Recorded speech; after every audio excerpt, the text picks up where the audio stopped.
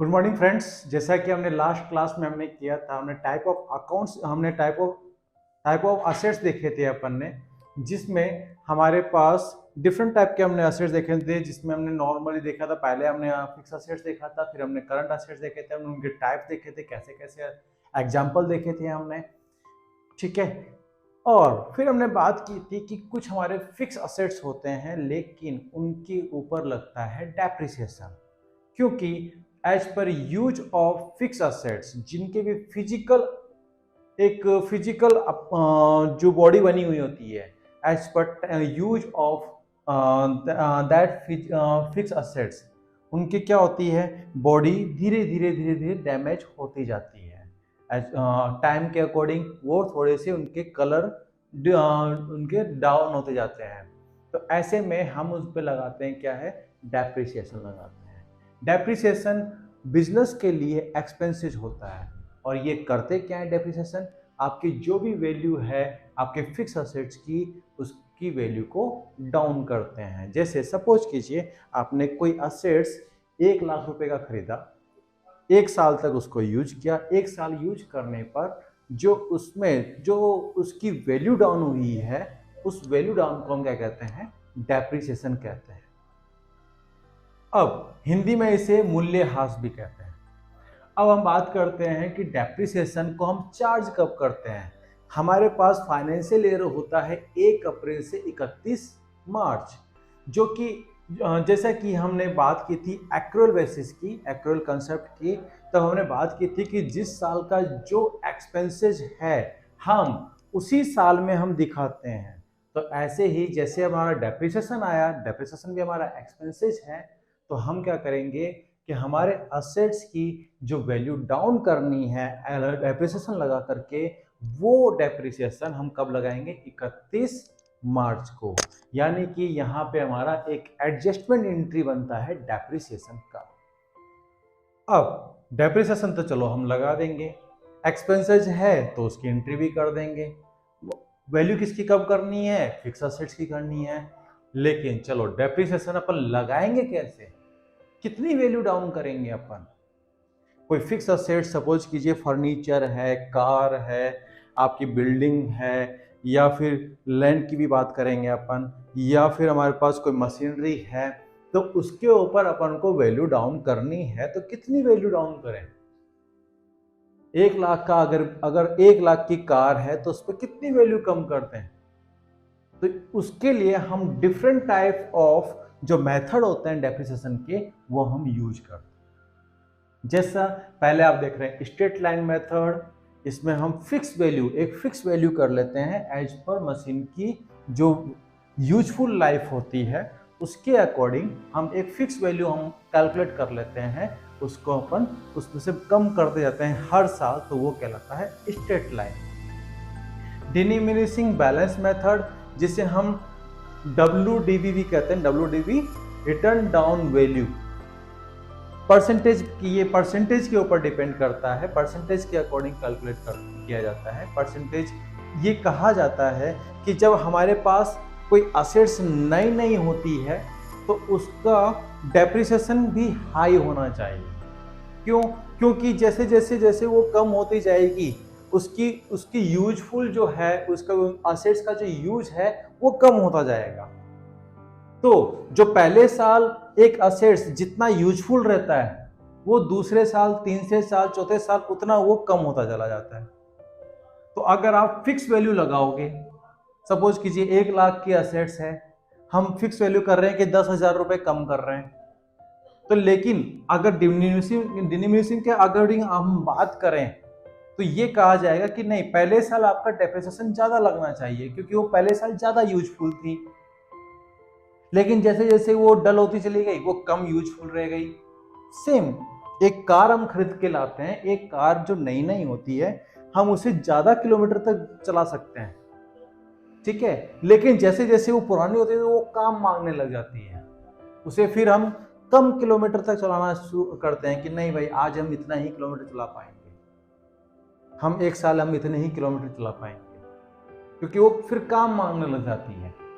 तो ऐसे में डेप्रिसिएशन क्या होना चाहिए, डेप्रिसिएशन भी ईयर बाय ईयर कम होता चले जाना चाहिए। तो वो आपका काम करता है डिमिनिशिंग।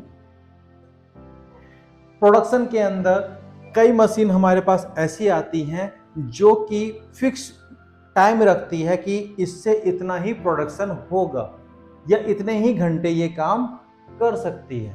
जैसे जैसे आपने देखा होगा, जो अभी लाइट वगैरह आती हैं, बल्ब्स वगैरह आते हैं, या ये ट्यूबलाइट्स वगैरह आती है, इनकी टाइम फिक्स रहती है कि भैया ये 400 घंटे ही जल सकते हैं, 500 घंटे ही जल सकते हैं। ठीक है, तो उनकी डेप्रिसिएशन भी उनके टाइम के अकॉर्डिंग ही लगना चाहिए। तो वो होता है आपका मशीन आवर रेट। कोई मशीन आपको दी गई, वो सपोज कीजिए उसमें टाइम लिखा हुआ है कि ये मशीन सिर्फ 1000 घंटे ही चल सकती है, तो उस पर डेप्रिसिएशन भी कैसे लगेगा? उसकी जो रेट होगी, उसकी रेट के ऊपर आप 1000 का डिवाइड कर देंगे। अब जितने घंटे वो यूज आ रही है उसके अकॉर्डिंग उस पर डेप्रिसिएशन लगा दिया जाएगा। यूनिटी मेथड क्या होता है? एक पर्टिकुलर टेबल बनाई गई है जिसमें पॉइंट्स के अकॉर्डिंग एक टेबल बनाई गई है कि आप जितने टाइम के लिए यूज करेंगे उसके अकॉर्डिंग कुछ पॉइंट वैल्यू को पॉइंट्स वैल्यू के अंदर डिफाइन किया गया है। तो एक टेबल बनाई गई है यूनिटी। जब चेक करेंगे, गूगल पे चेक कीजिएगा, यूनिटी मेथड के अकॉर्डिंग वो एक पॉइंट्स के अंदर टेबल बनाई गई है। उस टेबल के अकॉर्डिंग, टाइम के अकॉर्डिंग डेप्रिसिएशन चार्ज किया जाता है। Seeking fund method.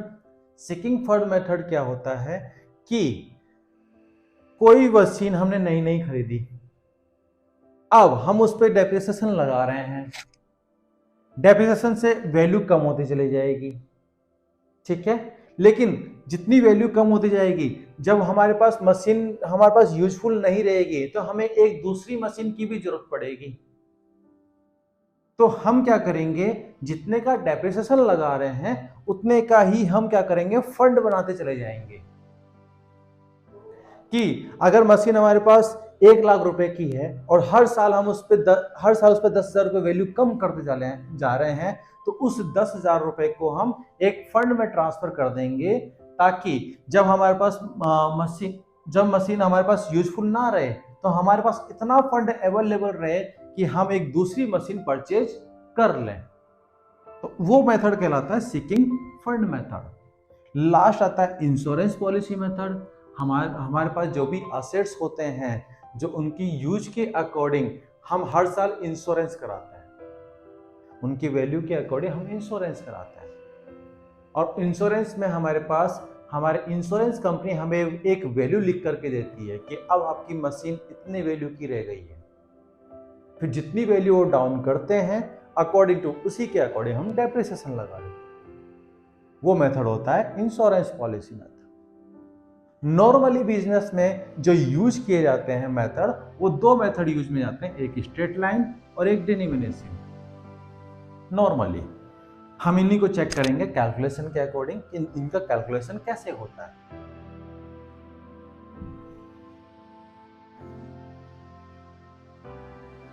तो अगर अपन बात करें फर्स्ट स्ट्रेट लाइन मेथड, मैं शॉर्ट में लिखता हूं इसे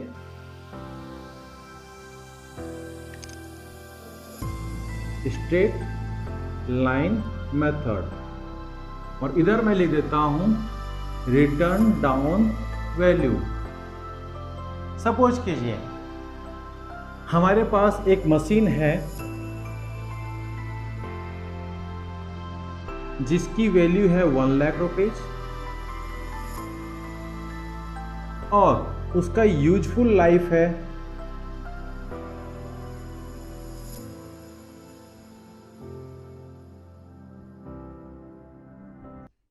10 ईयर्स। अब 10 साल बाद उसकी वैल्यू तो डाउन हो जाएगी, लेकिन ऐसा तो है नहीं कि उसकी वैल्यू 0 हो जाएगी।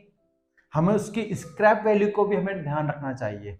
तो लास्ट में मशीन जब उसकी यूजफुल खत्म हो जाएगा, यूज खत्म हो जाएगा, तो हमारे पास एक आता है स्क्रैप वैल्यू।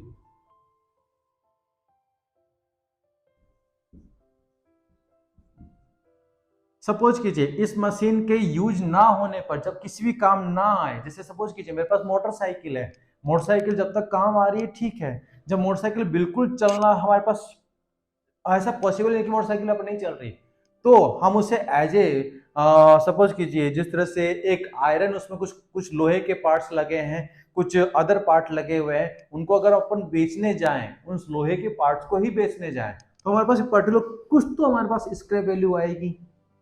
तो उस वैल्यू को हम क्या करते हैं, हम वैल्यू सपोज कीजिए स्क्रैप, हमारे पास इस मशीन की स्क्रैप वैल्यू सपोज कीजिए आई 50,000, कि 1 लाख रुपए की आपकी मशीन है, सॉरी 50,000 नहीं, सॉरी सपोज 10,000, कि 1 लाख रुपए की मशीन है, इसकी स्क्रैप वैल्यू है आपके पास 10,000, तो और यूजफुल लाइफ है 10, तो आपका स्ट्रेट लाइन मेथड के अकॉर्डिंग इसका डेप्रिसिएशन कितना लगेगा। तो इसका डेप्रिसिएशन अपन कैलकुलेट करेंगे। पहले तो हम जो मशीन वैल्यू है, मशीन की जो वैल्यू है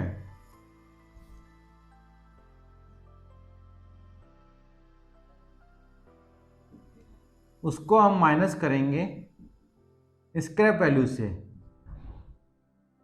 यानी कि M V minus S V upon divide कर देंगे अपन यूजफुल लाइफ से, यानी कि ये हमारे पास एक फॉर्मूला निकल के आ गया। तो हमने 1 लाख को माइनस किया 10,000 से और डिवाइड किया 10 का, तो हमारे पास वैल्यू निकल के आया 90,000। 90,000 upon 10 is equal to depreciation, हमारा पर ईयर डेप्रिसिएशन कैलकुलेट हो गया 9,000 rupees as per straight line, as per straight line method.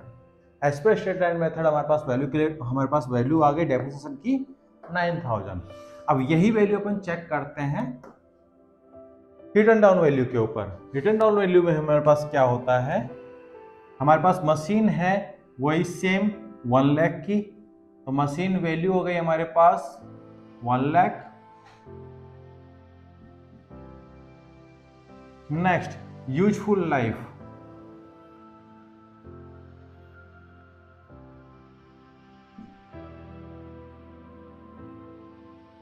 हमारे पास है 10 इयर्स।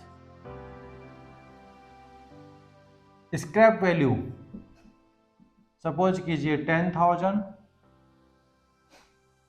तो ऐसे में हमारे पास as per written down value method के अकॉर्डिंग हमारे पास डेप्रिसिएशन कितना आ जाएगा, तो इसे अपन कैलकुलेट करते हैं परसेंटेज के अंदर।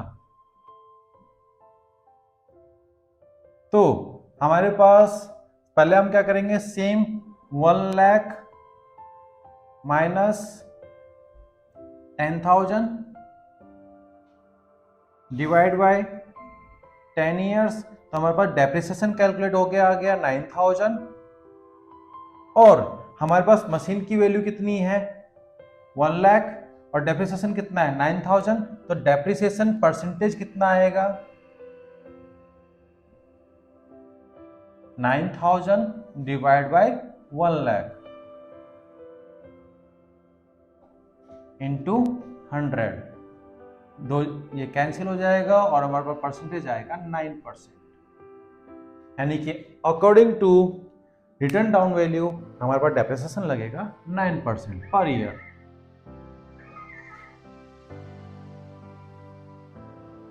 ठीक है, नेक्स्ट अब हम बात करते हैं एंट्री की, कि हम एंट्री क्या करेंगे।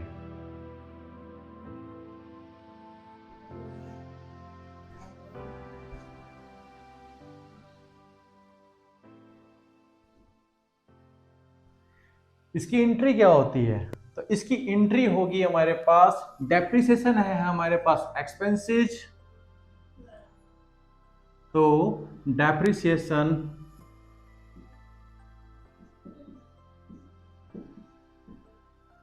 अकाउंट DR2, हमको वैल्यू किसकी डाउन करनी है, जो भी हमारे पास फिक्स असेट्स है।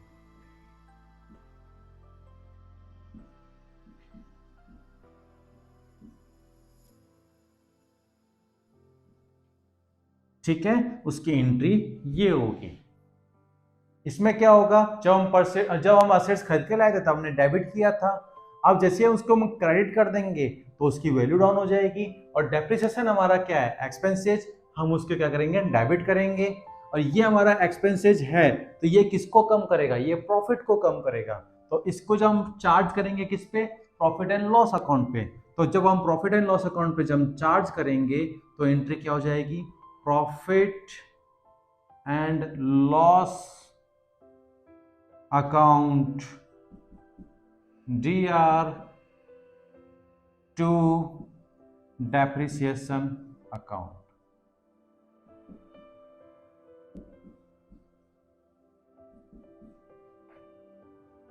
ये हमारा डेप्रिसिएशन चार्ज हो जाएगा प्रॉफिट एंड लॉस अकाउंट के ऊपर।